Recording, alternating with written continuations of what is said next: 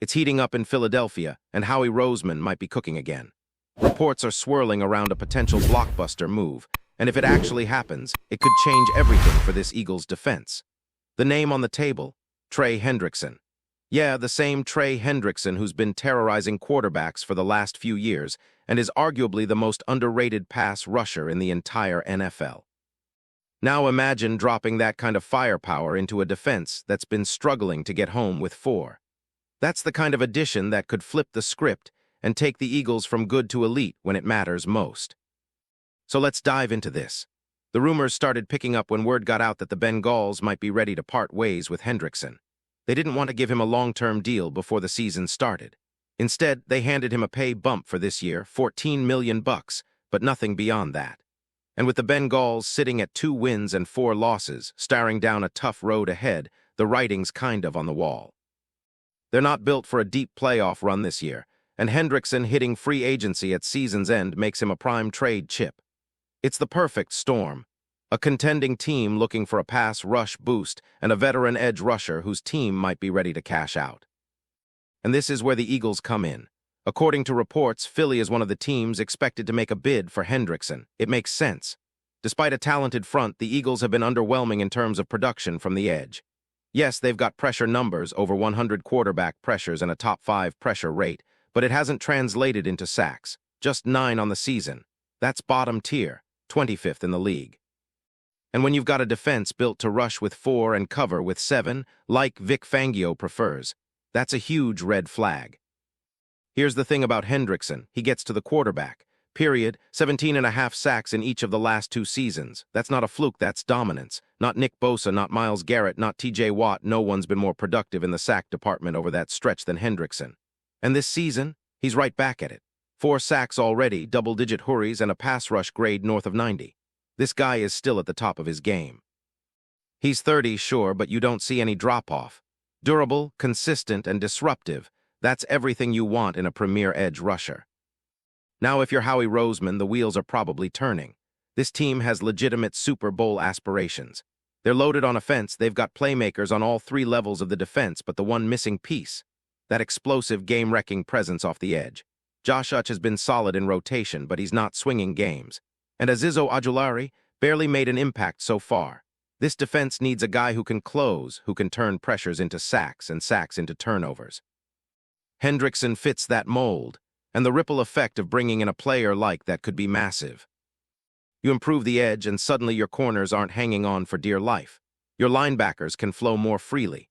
Your safeties don't have to cover for 3.5–4 seconds. That's what pressure does, it hides flaws. And with the way this Eagles secondary has looked at times, they could use all the help they can get. Think about the depth at corner. Quinion Mitchell has been phenomenal, no doubt, and it looks like he'll be good to go for Sunday, which is huge. But after that, you've got Adoree, Jackson, Kelly Ringo, and rookie Jacorian Bennett fighting for snaps. Serviceable, maybe, but not ideal. If you can't fix the back end with elite talent, you better fix the front and let them eat. But of course, nothing comes for free. To land Hendrickson, Philly would need to give something up. And that something might be a 2nd and 3rd round pick in the 2026 draft. Sounds steep? Maybe, but context matters. The Eagles are loaded with draft capital in 2026. Even if they ship out a 2nd and one of their 3rd rounders, they've still got their own 1st, another 3rd from the Jets, which could end up being an early one, plus multiple 4ths and 5ths. So in reality, this would be more of a calculated investment than a mortgage the future type move. You're using depth to go get an immediate difference maker. And when you're chasing a ring, that's the kind of aggressive mentality you want from your front office. You don't sit back and hope guys develop midseason. You go out and bring in someone who can win you a playoff game with 1 or 2 plays off the edge. Hendrickson has proven he can do that. Just look at the numbers. Since 2021, 14 sacks, then 8, then 17.5, and another 17.5 last year. He's also got over 20 quarterback hits every season in that stretch. These aren't empty sack numbers, he's bringing consistent heat, snap after snap. And Pro Football Focus backs it up. This year alone, he's graded out as the 9th best edge rusher overall, with a pass rush grade that ranks 7th among all qualified players. The guy's a machine. Now, is he a run defender? Not really his strength, but he can hold up. That's not why you're bringing him in anyway. You want him to pin his ears back and go. That's his game, and it's exactly what the Eagles need right now.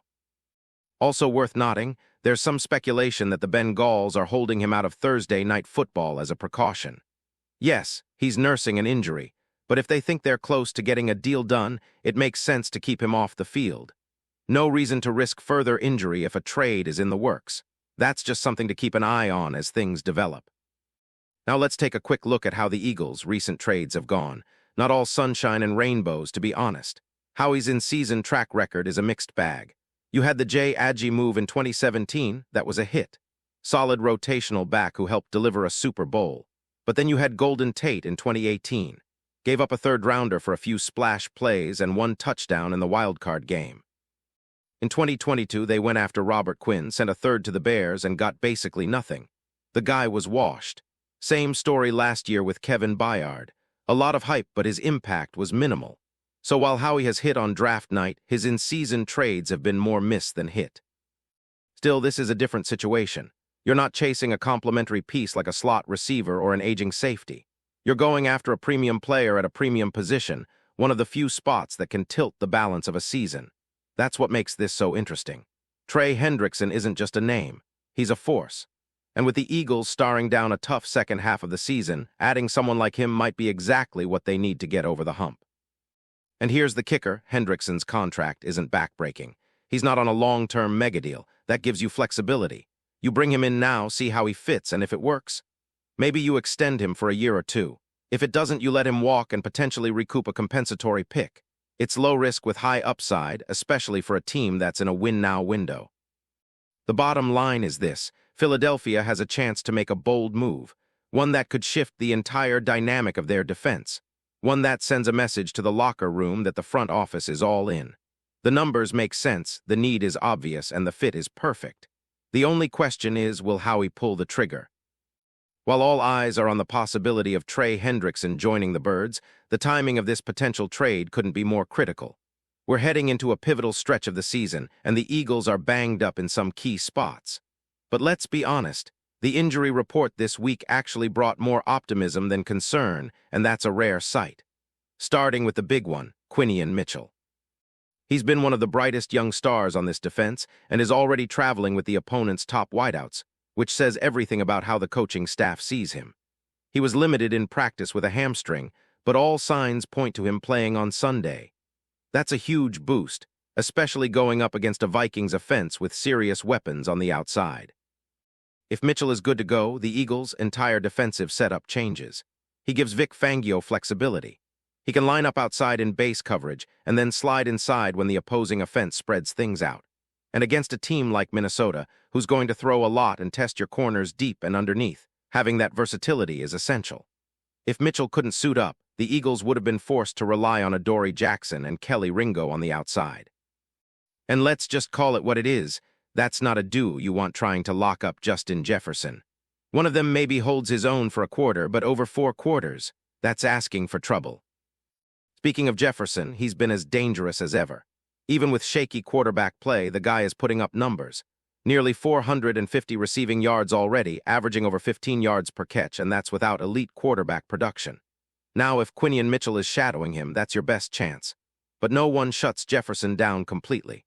You just hope to limit the damage, keep him out of the end zone, and force the Vikings to beat you with someone else. And while Mitchell is the big headline, there's more good news. Jalen Carter was back at practice and says he's ready to go. That's massive. Because when he's off the field, the middle of the Eagles' defense has looked soft. That was obvious in the losses to the Cowboys and the Giants. Both teams found success pounding the ball right up the gut. Carter brings presence, pressure, and physicality. Even when he's not putting up crazy stat lines, he demands double teams, and that opens things up for everyone else around him. His return can't be overstated.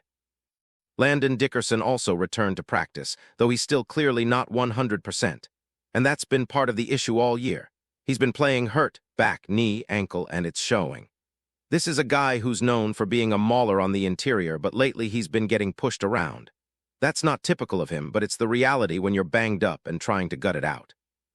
Honestly, you wonder if the Eagles should have considered putting him on short-term injured reserve just to get his body right. Because if this team wants to be at its best in January, they're going to need Dickerson to be a force again. Now, one thing that's worth discussing is the Eagles' offensive line depth. or the lack of it. Tyler Steen has filled in, but he's been just okay. Cam Jurgens, dealing with his own issues, hasn't been great either. And when your interior line is unstable, it affects the entire offense. Jalen Hurts hasn't had the cleanest pockets this year, and some of that comes back to the guard and center play. It's hard to get into a rhythm when you're getting pressure up the middle consistently, and it's even harder to open up the run game when those interior guys are losing battles. So let's go back to the trade deadline picture. We've already talked about edge rusher being priority number one, but behind that, there's definitely a case to be made for adding help on the interior offensive line. And if Howie Roseman doesn't land a guy like Hendrickson, maybe he pivots. Maybe it's not as flashy, but stabilizing the offensive front could be just as valuable down the stretch. Then there's cornerback too. That position remains unsettled. If they don't bring in an upgrade there, it means they're putting a lot of faith in the group behind Quinion Mitchell. Between Jackson, Ringo, and Bennett, someone's going to have to step up. And that's a gamble. The smart move might be to go all in on Hendrickson and ride it out with the corners you've got. If you increase the pressure rate, you hide some of those coverage issues. That's been Vic Fangio's blueprint for years. Generate pressure with your front four, drop seven, and force mistakes. But right now, the Eagles haven't been able to consistently generate that pressure without bringing extra bodies. And when you blitz more than you want to, you leave yourself exposed on the back end. That's exactly the kind of situation Hendrickson could fix. Let him win off the edge, let the interior collapse the pocket, and give your corners a fighting chance. Before we continue, don't forget to subscribe to our channel and give this video a like. Your support helps us keep delivering the latest updates on our Philadelphia Eagles. And don't be shy, share your thoughts on the news in the comments below.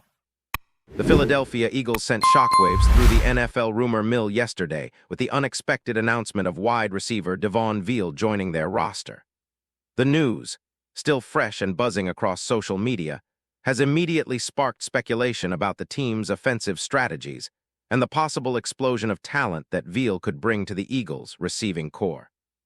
Sources close to the team suggest that Vele, whose name has been quietly circulating in draft conversations and free agent whispers for months, could inject a new dimension into Philadelphia's passing game. Known for his agility, precise route running, and knack for making contested catches, Vele is rumored to have impressed the Eagles' scouts during private workouts, showcasing the kind of athleticism that can redefine a receiving core in a single season. While the team has yet to comment on the financial details or the length of his contract, insiders hint that Vele's signing might not just be about filling a roster spot. It could be a strategic move to create mismatches against some of the league's most formidable secondaries. The Eagles, who have historically relied on a balanced attack, might now be looking to lean more heavily on explosive playmakers to open up their offense and stretch defenses thin. Fans are already buzzing online, dissecting potential chemistry with the team's quarterback and debating where Vele might line up on game day. Will he take over the slot, stretch the field as a deep threat, or rotate in to give the team an unpredictable edge? Every analyst seems to have a different take, but the consensus is clear. This acquisition could be the spark the Eagles need to energize a receiving core that has been criticized for inconsistency in recent seasons. Though it's still early, the excitement surrounding Vele's arrival is undeniable. Rumors swirl that training camp could see him immediately integrated into the first-team offense, potentially pushing established veterans and creating a competitive, high-energy environment. If even a fraction of the hype proves accurate, Eagles fans might be witnessing the rise of a breakout star, one whose name could dominate highlight reels and fantasy discussions alike. As whispers turn to speculation and speculation edges toward expectation, the NFL world watches closely. Devaughn Vele in Philadelphia isn't just a signing, it's a potential game changer, and one that has fans, pundits, and rival teams alike holding their breath to see what the explosive, wide receiver will bring to the table. That's it for this update. If you enjoyed the video and want to stay updated with exclusive news about our Philadelphia Eagles, be sure to subscribe to our channel and hit that like button. We can't wait to hear your thoughts in the comments. See you in the next video.